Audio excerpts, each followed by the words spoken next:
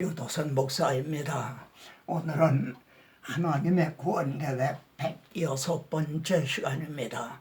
마태복음에 등장하는 산상수훈의 구속사적인 의미를 살펴보도록 하겠습니다. 심령에 가난한 자, 애통하는 자, 온유한 자, 의에 줄이고 목마른 자, 국물이 여기는 자, 마음이 청결한 자, 화평하게 하는 자, 의를 위하여 박해를 받는 자, 이것이 팔복입니다. 산상수훈을 해석하는 열쇠가 팔복입니다. 산상수훈의 맨 앞에 팔복이 놓여 있죠. 이 팔복을 바로 해석해야만 산상수훈을 말씀하는 주님의 의도를 깨닫게 됩니다. 시내산과 시내산 율법과 산상수훈을 주신 이 맥락을 한번 보십시오. 하나님께서 시내산에 강림을 하셔서 율법을 말씀하셨습니다. 우리 주님께서 산에 올라가 앉으셔서 말이죠. 그리고 산상수훈을 말씀하셨습니다.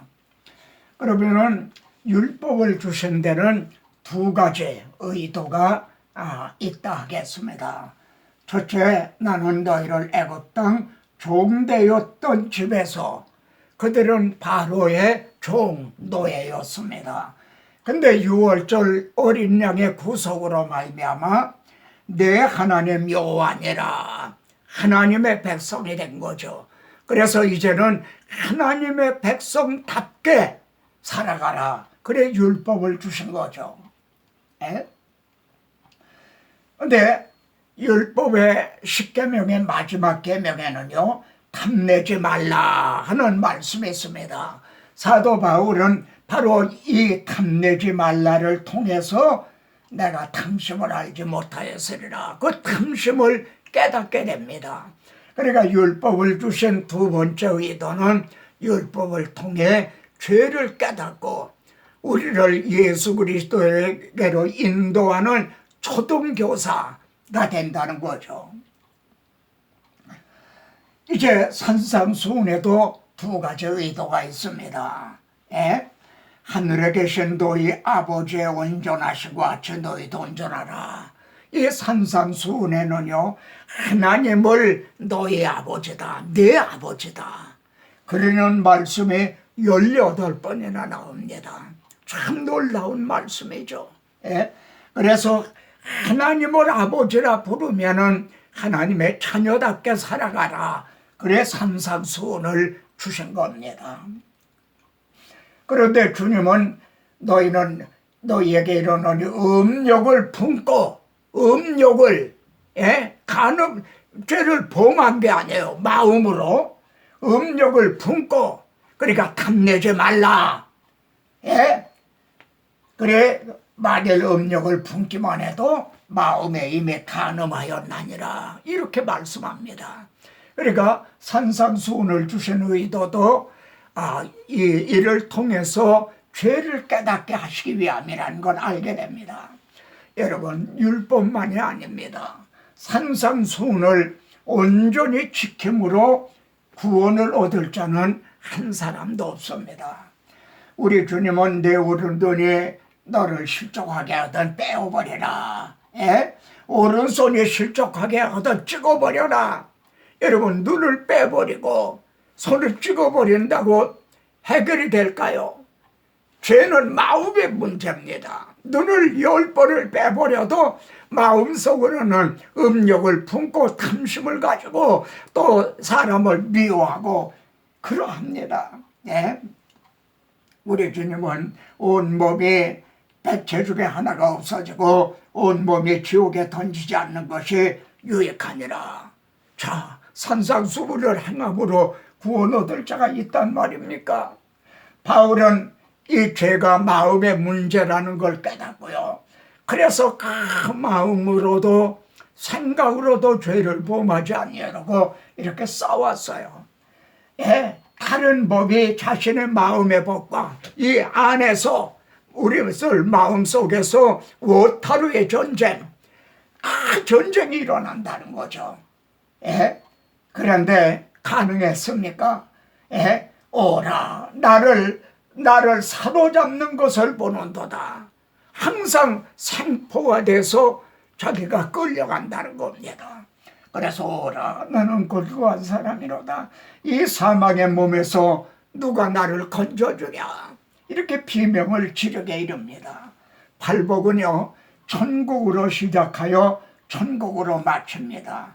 심령에 가난한 자는 복이 있나니 천국이 그들의 것이며 의를 위하여 박해를 받는 자는 복이 있나니 천국이 그들의 것임이라. 여기에 팔복에는 천국이 6번 등장합니다. 마태복음 전체로는 37번이 등장합니다. 그렇다면 천국은 어떤 사람의 것이라 하십니까? 이게 얼마나 중요합니까? 천국에 들어갈 사람은 어떤 사람이라 하시는가? 심령에 가난한 자는 하시니 가난은요 푸토코스입니다. 예? 이 가난하다는 말에는 두 가지가 있는데요. 펜테코로스는 가난해도 그래도 먹을 것이라도 있는 사람이에요. 근데 이 푸토코스는 아주 극빈자인 겁니다. 그런데 주님이 말씀한 심령이 가난한 자는 정말 아주 극빈자, 내놓을 거라고는 아무것도 없는 그런 상태, 그런 심령 상태를 가리킵니다.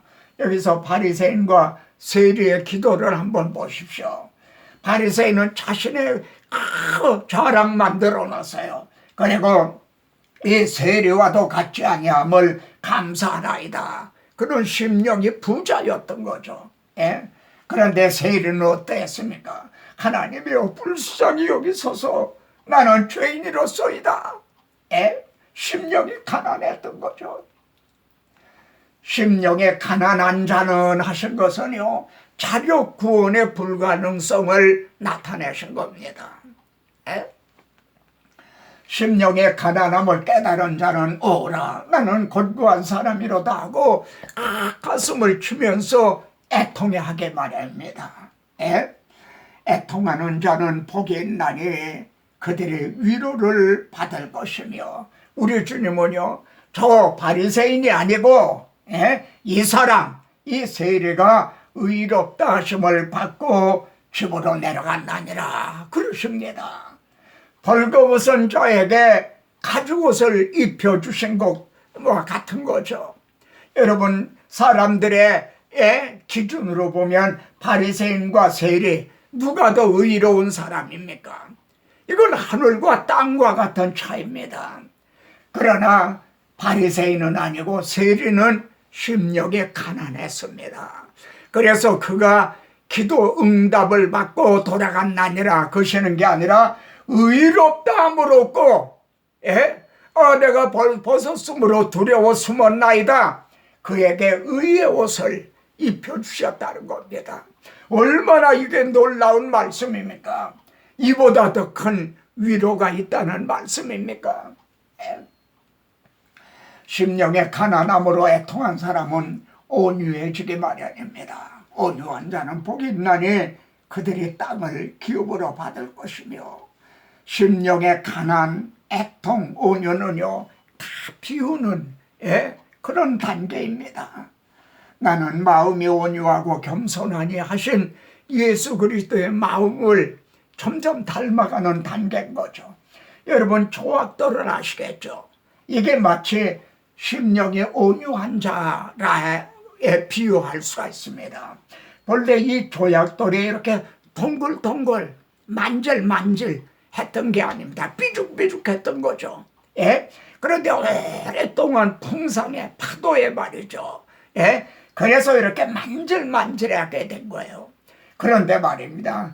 교회 중에는요 부딪힐 것이나 거칠 것을 형제 앞에 두지 아니하도록 주의하라. 그 사람하고 그냥 접촉만 하면은 상처를 입는 거예요. 그런 사람들이 있죠. 이거는 심령의 온유함과는 반대가 되는 것입니다. 심령의 가난함, 애통, 온유함에 이른 자는요 의를 사모하고 목말라 하기 마련입니다. 의에 주려고 목마른 자는 복이 있나니 그들의 배부를 것이며, 이렇게 다 비운 자만이 비로소 하나님으로부터 채움을 얻게 되는 것이죠. 예? 의에 주려고 목마름이란 하나님과의 바른 관계를 사모하는 것을 의미합니다. 하나님께서 나를 보실 때 다윗은 이렇게 기도하죠. 하나님이여 나를 살피시사 내 마음을 아시고 나를 시험하사 내 뜻을 아옵소서. 내게 무슨 악한 것이 있나 보시고 영원한 길로 인도하소서. 이게 의에 주리고 목마름을 받은 그런 사람입니다. 내 영혼이 주를 찾기에 갈급하나이다. 여러분, 우리는 심령에 가난한 자는 팔복은 말이죠. 이렇게 출발했어요. 이건 올라가는 단계요. 저 높은 곳을 향하여 날마다 나아갑니다. 내 주여 내 발 붙드사 그곳에 속에 합소서. 이렇게 이제 애통하고 온유하고, 그래서 의에 이제 배부름을 얻게 되죠. 그곳은 빛과 사랑이 언제나 넘치옵니다. 정상에 오르게 되는 거죠. 그런데 정상에 오르게 되면은 보냄을 받게 됩니다. 아버지께서 나를 보내신 것 같이 나도 너희를 보내노라. 그래 내려갑니다. 긍휼히 여기는 자는, 마음이 청결한 자는, 화평하게 하는 자는, 그리고 드디어 의를 위하여 박해를 받는 자가 되는 거예요. 심령의 가난함으로 출발한 이가 이제 드디어 의를 위해서, 그 나라와 그 의를 위해서 이제는 박해를 받는, 그만큼 성숙해지는 거죠.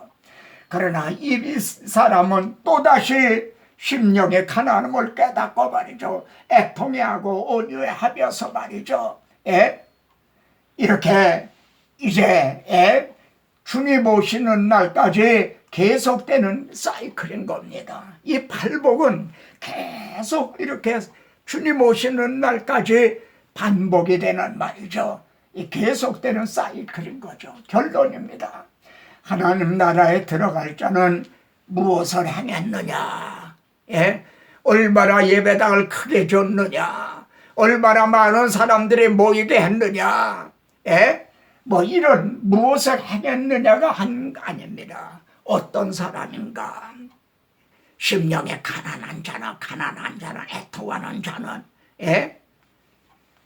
온유한 자는, 의에 주리고 자는 자는, 즉 사람을 찾고 계시는 겁니다. 너는 이것을 알라. 말세에 고통하는 때가 이르니. 지금 우리가 살고 있는 이 시대는 정말 이렇게 고통하는 때를 맞이했습니다. 사람들이 자기를 사랑하며 돈을 사랑하며 자랑하며 교만하며, 한마디로 심령의 가난함을 모르는 거죠. 이것은 불신자들만 그런 건 아닙니다. 믿는 우리들도 예외는 아닌 거죠. 하나님은 에레미야서에서 이렇게 말씀합니다. 그들이 가증한 일을 행할 때 부끄러워하였느냐. 여러분은 정치인들이 말이죠, 장관들, 뭐 부자들, 권세 있는 자들, 이런 자들이 죄를 범하고 뭐 포토라인에 쓰고 쭈그릴 때 부끄러워하는 걸 보셨습니까?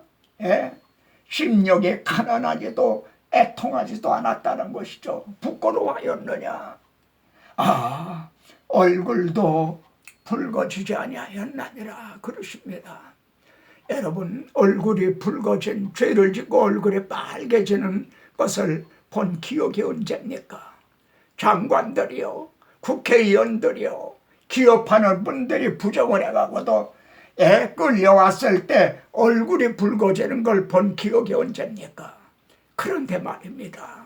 잘못한 목사님도, 장로님들도, 권사님들도, 나도 하나님 앞에 얼굴이 붉어지는, 그렇게 애통해하는 그런 사람을 보신 기억이 언제입니까?